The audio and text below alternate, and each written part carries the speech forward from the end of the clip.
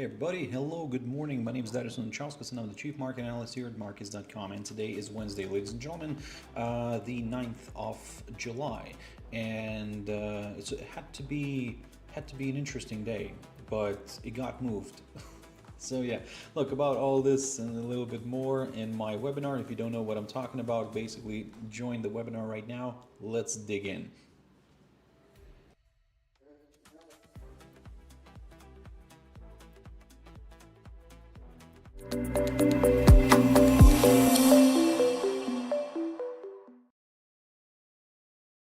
All right, okay, ladies and gentlemen, hello and good morning, everybody. Hi, my name is Darius Anucauskas and I'm the Chief Market Analyst here at Markets.com. And today is Wednesday, ladies and gentlemen, the 9th of July, the 2025. Should have been a big day, but got moved.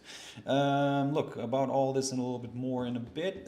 Just first, let's quickly read through our risk disclaimer. Where that is, where is it? There it is. There we go. The content we produce does not constitute investment advice or investment recommendation and should not be considered as such. This material should not be taken as an invitation to acquire any financial instrument or product. I'll give you a few seconds to read the rest. I'm not going to disappear anywhere.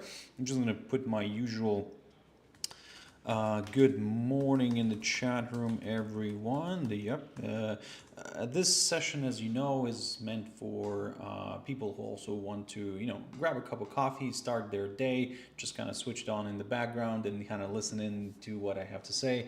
And most importantly, it's more for interacting. So, ladies and gentlemen, feel free to ask questions. The questions are always welcomed.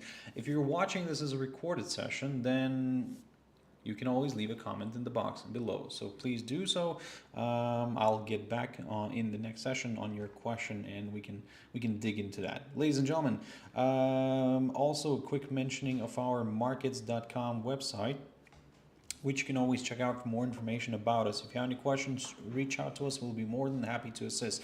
So now then, let's have a look what's happening here with Nikkei 225. So, as I've mentioned recently in my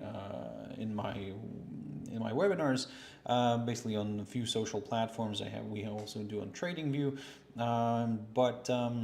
Look, the 9th of July got moved to the 1st of August now. So now it's a new deadline. So we're kicking the can further. Of course, everybody's now questioning, how, will they reach something by the beginning of August? Well, we have like 3 weeks left or something like that. So right. So are will these 3 weeks actually? Are they going to change anything? I mean, we had 3 months to do so. We had 3 months to find an agreement. But in a way, like I said, I think that there are more threats than actions. Look, I'm probably gonna be I'm gonna take the unpopular thing and I'll say that nothing will happen. I think unless they want to really damage everybody's economy. But again, when you're elected, you're promising everybody that you will create jobs. That's one thing, but actually you will at least keep the economic conditions not worse than previously. So if you're going to limit or not limit, let's say you're going to impose tariffs where the increase will be passed on to the consumer, and that's just going to lead to some higher inflation. So let's say you're not creating more jobs, but actually you're creating more inflation, then I don't know how popular you can stay in that sense. Anyway, but they're advocating that maybe those tariffs can actually make the goods more expensive to import from abroad, and that's why let's make those goods in the US instead. So basically, let's have made in USA label. Again, it's a very big, in a way, thing to do because on one hand, you do want to kind of you do want to kind of what's the word spinning in my head right now this morning. My brain is like functioning like not the best. Anyway, look, what I'm trying to say is that if you're trying to, like I said, if you're trying to increase, like I said, production inside the country by imposing tariffs, that's a big thing to do because you need to still create factories. You need to find labor force. With your labor force, which you need cheaper labor force, and the cheaper labor force you're kicking out of the country. So, I mean, it's really difficult. And you're gonna try to force your own labor force to do so when some of them are actually don't want to do the low paid, low skilled jobs. So, and that's what you're gonna end up having, and I really don't think that this will work out. I mean, if the whole idea was just to put the 10% kind of product charge or whatever we want to call it, like like a VAT, basically value added tax, then okay, this is working out. Yes, sure, no arguments there. But if the idea is to create jobs inside the country, I don't know. Look, time will tell, of course. Don't get me wrong. But at the moment, when everybody's imposing, the market is not ready for these tariffs, and the market, I don't think that they will be ready unless you have like a major conflict or some sort of a financial crash. Maybe then you can restart everything and relook at things differently. But at this point, when the supply chains are working, when everything is working, I really doubt that this is a good tactic. Look, of course, the what they're advocating is that if you want to sell in the U.S., then you actually have to pay the price. You have to kind of take the cut from your margin. Well, yes and no, because again, if suddenly it becomes a big pain in the bottom to actually export into the country, then I rather find other markets. Or maybe I will take a little bit of a hit, but I just don't want to deal with all the bureaucracy and all the all this show, and that's why I'm not going to probably export into that country. So so it's in a way, of course, this protectionism is. It could help out some businesses. Those businesses probably will be shown on TV, in the news, that look how well this is working out. But in general, I think that the market will suffer because of lack of offering, lack of supply.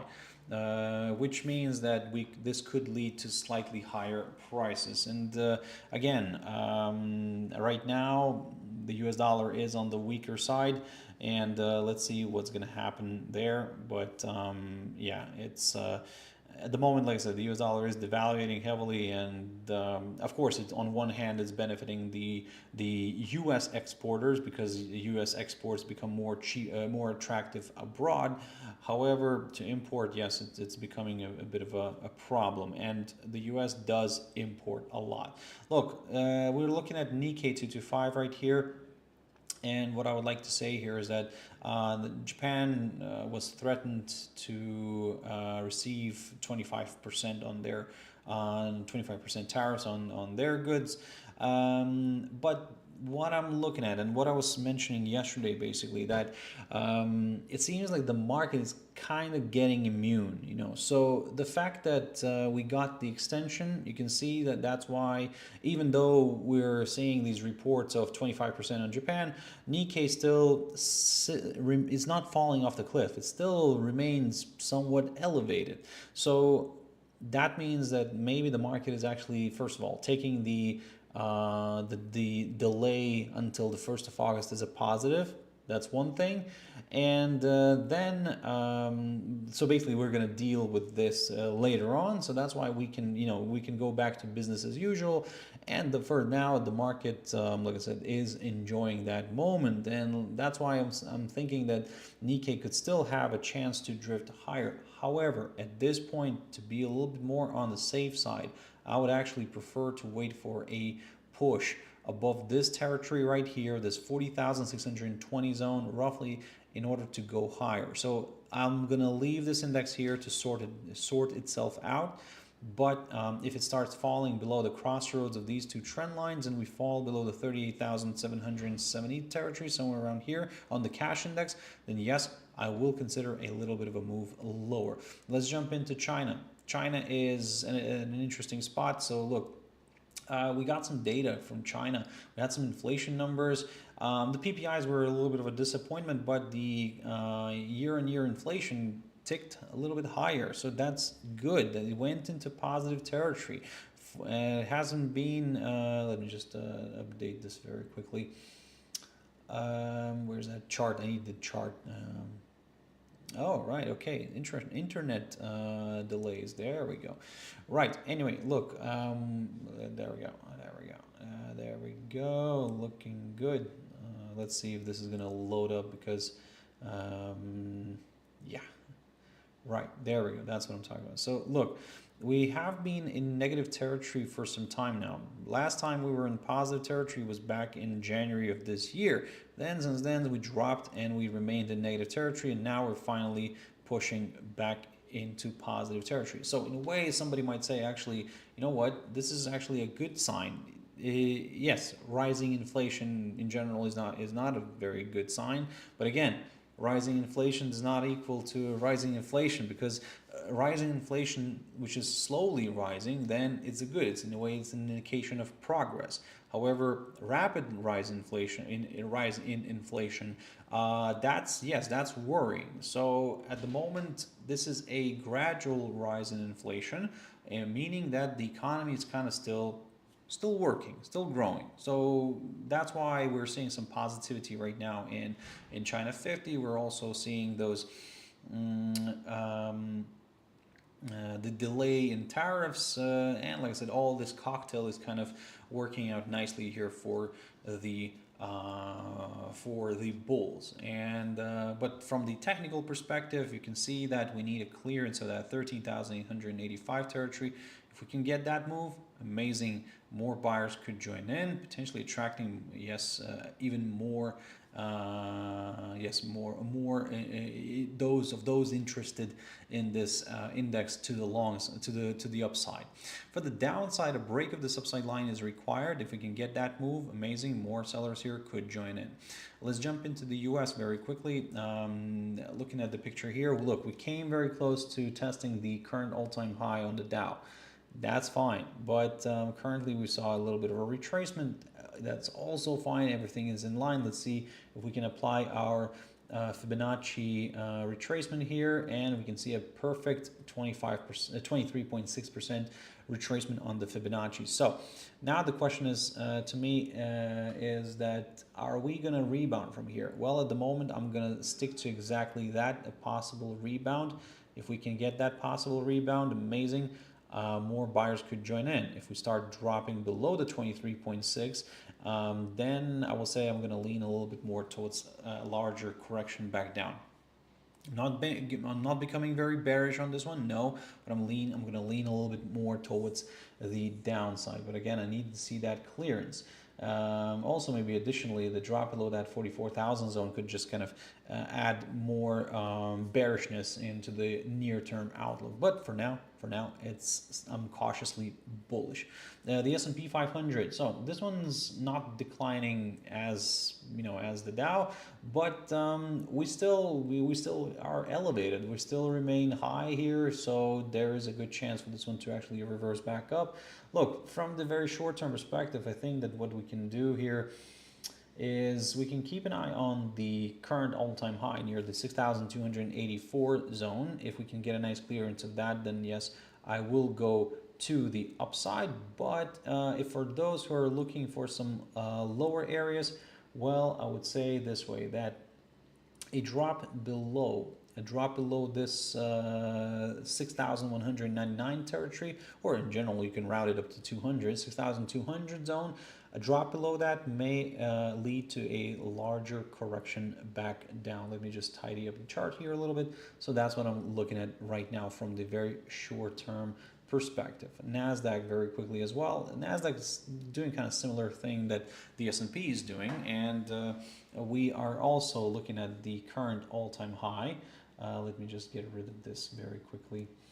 So we're also looking at the current all-time high. Let me just mark that one. That's roughly on around the 22,000 kind of 900 zone on the cash index. So we need to see a nice clearance of that area in order to go to the upside. But for the downside, from the very short-term perspective, maybe even this week's short-term perspective, a drop below the 22,583.84 zone right here could attract a few more sellers into the game. So long story short, again, I'm very careful right now. I mean, the deadline got pushed further in terms of economic data. Look, today we got the RBNZ interest rate decision, which I'll talk about in a bit. But in terms of the U.S., look, we are looking at the MBA 30-year mortgage rate, which started kind of declining. That's fine. So every week we're getting an update here. We are getting the EIA crude oil stock change, so keep your eyes on that one. Thursday we're gonna get the and by the way, the FOMC meeting minutes. Yep, those are coming out. There we go. So we could see a little bit of market movement. Again, are we going to get something new from the FOMC meeting minutes? No, it's just going to say that, the bank is still, data dependent, and probably they're not going to cut rates soon. So yeah, that's, like I said, it's an interesting moment right now. And in terms of rates, by the way, from the Federal Reserve, look, we have, let's load up this. We have the July meeting coming up at the end of this month, right? So on the 30th, and everybody's speculating, is Jerome going to cut or not? Well, at the moment, the forecast is that they're not going to do that. And to be honest, I think that they're leaving this for September. So I think that at this point, if Jerome Powell understands that he's going to be leaving, or he's going to be kicked out from the from the Federal Reserve, then in a way he's not going to give anything what the White House wants. So if you already kind of came to terms that you're going to be going away, you're not going to give the satisfaction to that side which is trying to kick you out. So that's why, like I said, I think that it will the rate cut is not going to happen for sure.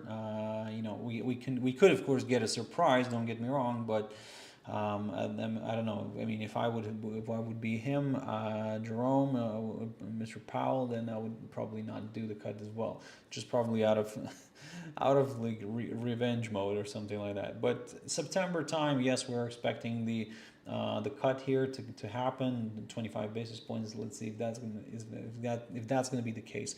Look, for now, like I said, that's my technical situation here on the U.S. indices. Let's see how we're going to play out. But today, yes, keep your eyes on the FOMC meeting minutes. Check out the economic calendar when those are coming out in your region, and prepare yourself for some volatility, a little bit of volatility if if you are trading something U.S. related. Now, the dollar index, U.S. related, the dollar index, there we go. Look at this. We tested the upper side here of this falling channel, and we tested this downside line taken from the highest point of February. Now, the question is, are we going to get a nice breakout here? Because at the moment, we are seeing some breakouts. We are seeing some, at the moment, could be seen as possible false breakouts. But what I said to you before, that I need to see a clearance of this whole highlighted zone. So in general, basically pushing above the 97.70 territory. At the moment, we're holding below it, and I'm not really giving up on the downside yet unless we start pushing above the 97.70 territory. If we do that, I'll go to the upside a little bit. I'll go towards the 50-day EMA, or maybe just a little bit more. Let's jump into the German index, DAX, very quickly. German index, there we go, pushing higher. Yesterday, I talked about this little this little index, which basically I said that if we do clear this territory right here, let me just actually jump into this one. If we clear this 24,120 territory and we stay above it, well, I'm leaning towards the all-time high. There we go. We are approaching the area, the all-time high. So let's see if we can actually get a nice test, or maybe create a new all-time high. That could be quite an interesting moment given the circumstances that we're going through. And look, the deadline got pushed. The tariff deadline got pushed. I think that's so that's a bit of a relief for the European Union as well. Question: are they going to come up with something in this time? I don't know. I mean, like I said, you had like 90 days. I mean, now you're going to do everything in 3 weeks. Okay. Anyway, right. For now, like I said, long story short, I am aiming for the upside, and let's see what's going to happen here. If we start falling back below the 24,120 territory, then yes, I will consider a little bit of a move to the downside here. Let's jump into the FTSE 100, also pushing nicely to the upside, approaching that all-time high. Let's see if we can get a nice clearance of this all-time high, and you know, if we can create a new highest point. For the downside, probably the easier option for me is to wait for a drop below the 50-day EMA. Anything up until there, like any pullback, any throwback, could be classed as a temporary correction before another possible leg of selling. Selling, the leg of buying. Oh, what is it with me today? Oh, yeah, I need a little bit of tea.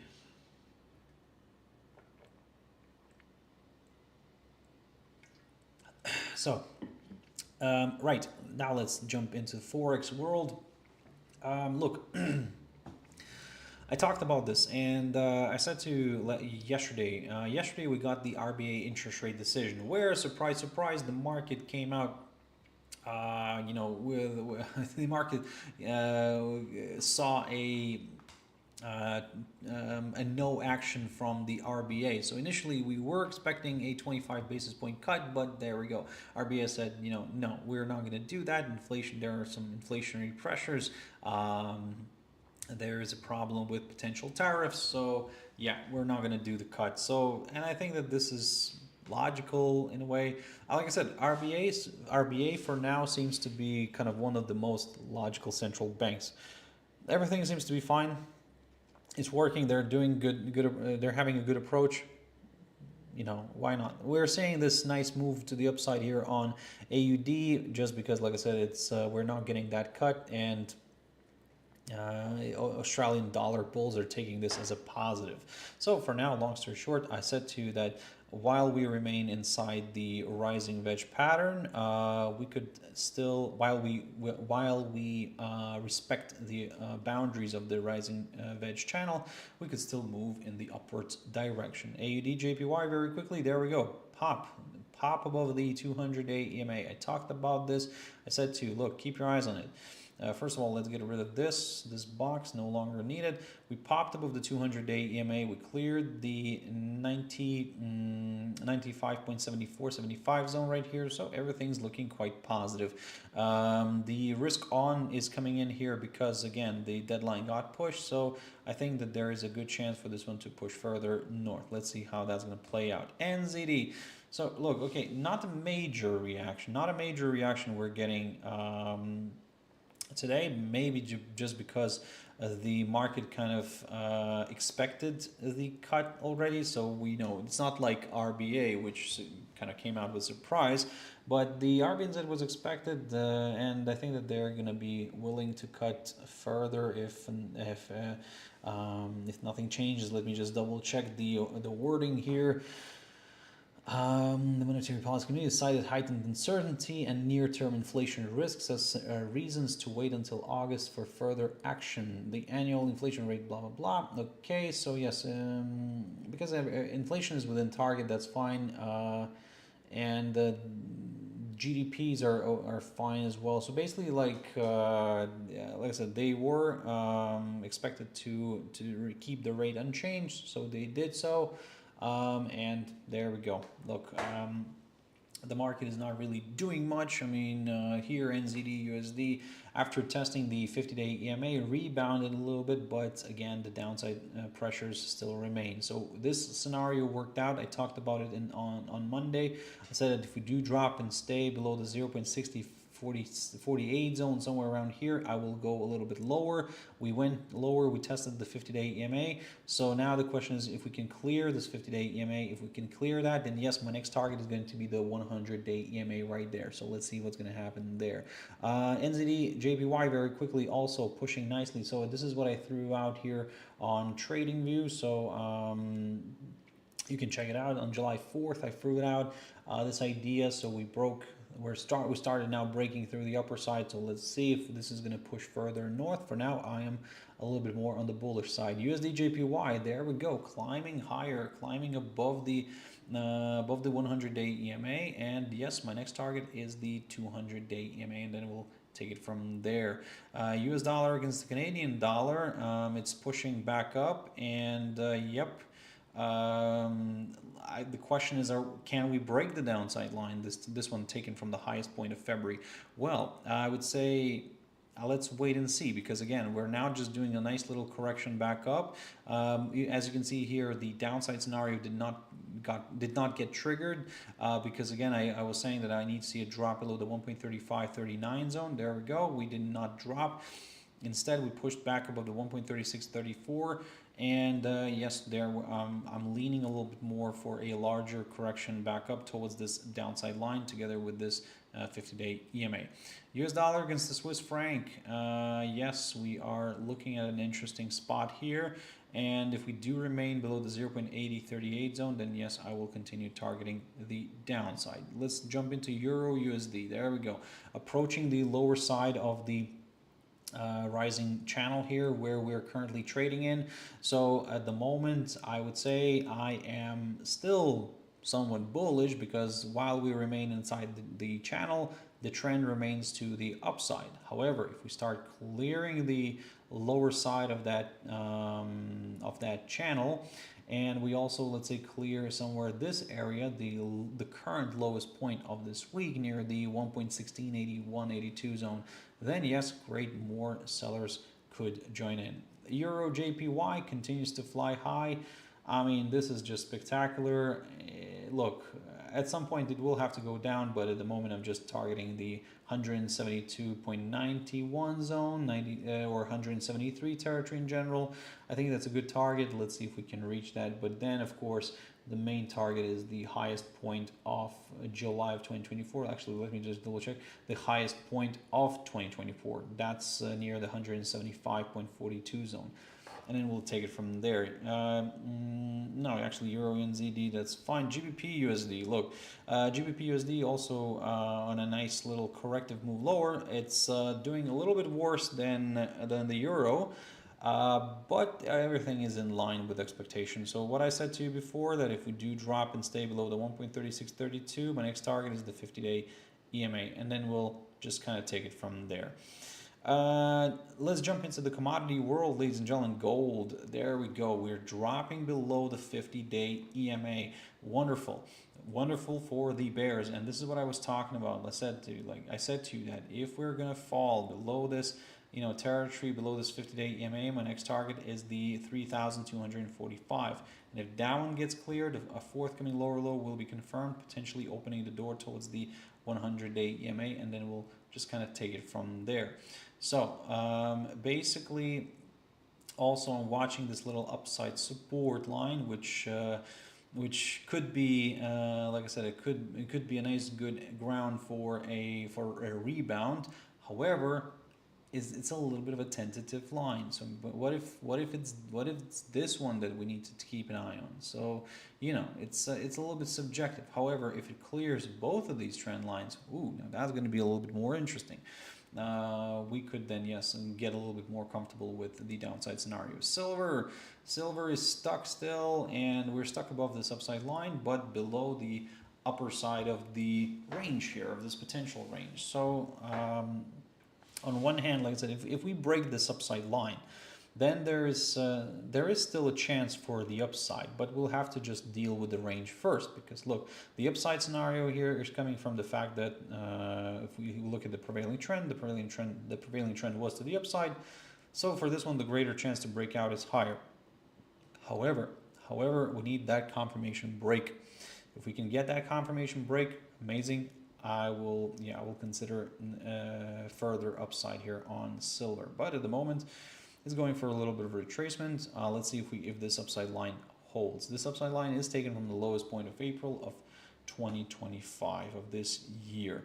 Let's jump into let's have a quick look at palladium. So we remain above the 1,106 territory. Okay, that's absolutely fine as long as we stay above this area. I'm going to continue targeting the upside, but if we fall below that hurdle, I'm going to lean for a larger correction back down. Platinum, let's have a look at platinum actually here. So still holding above the 1,350 territory, somewhere here. Okay, that's fine. As long as we stay above it, I'm going to continue targeting the upside. If we start falling below that, yep, leaning a little bit more towards the downside. And actually, if I apply my beloved Fibonacci, then you'll see that we have a good target near the 23.6, but still the 38.2 is the one that I'm going to be watching. Copper. Now, copper is a separate issue right now, as you probably saw in the news. Copper is going to be getting a 50% tariff. Yeah, so okay, look, what I can say is that yes, of course the momentum here is to the upside, but look, I'm not going to say anything. I think that this will fade away at some point because they will reach an agreement. Look, maybe we'll see some more upside on copper. Maybe it's going to go towards that 6 level, but once we start getting like reports that maybe we're gonna get another deadline, another maybe it's gonna be September 1st. I don't know, or maybe they will say that let's negotiate. The main exporter of copper to the US is Chile, and yeah, they're not, let's say, the strongest right now, but again, you need copper. You cannot put it 50%. I mean, that's just going to make your goods more expensive. Honestly, it's just, your car manufacturers are not going to love that. But hey, they know what they're doing, right? WTI oil. Okay, look, beautiful technical piece here. We're holding near the 200-day EMA, and I said it before, I'll say it again, I'm still probably bearish on oil because, again, we have a problem with demand in general. It has not been fixed. So long story short, for now, if you're looking at some lower levels, I still need to see that drop below the $65 mark in order to get comfortable with the downside. With the upside, to be honest, a push above these two trend lines would be ideal. At this point, I don't really have a strict level or something like that for this, so I'm just kind of watching areas. Natural gas, very quickly, we have approached this upside line. There we go. This upside line taken from the lowest point of April of 2025. Yep, if we can clear this upside line, the next target is this area around the psychological 3 level. But again, we need the clearance of this upside line. If we can rebound, yes, wonderful. I'll consider some higher areas. Let's jump into coffee. Let's have a look. Okay, a little bit of a retracement. Yesterday we declined. I talked about this yesterday, on Monday. We were forming something of dojis, but I said that I need to see a push back above the 293. Did we get that push? No. So yeah, it just remained below the 290 zone. So the bearishness kind of, still is on the table. Wheat, very quickly on wheat, still below the 200-day EMA, nothing major here. Sugar, okay, sugar looks like a nice little bullish flag. So I talked about this and I said that if we stay somewhere above this 15.87 territory, right there, ladies and gentlemen, which is basically the this one right here, the highest point of February of 2020, then if we do stay above that, then there is a good chance for a rebound. At the moment, sugar is kind of stuck here, so let's not rush into things, but in general, let's keep an eye on it because it could be quite interesting, especially if it starts pushing somewhere above this barrier, this 16.45, then a forthcoming higher high will be confirmed. Cotton drifting back down, back below, remains below the 200-day EMA, but on the positive note, it remains above the 50 and the 100-day EMA. So maybe, you know, this could be enough for a move higher. But to be honest, I'm not going to touch it until I see a clearance of this 200-day EMA.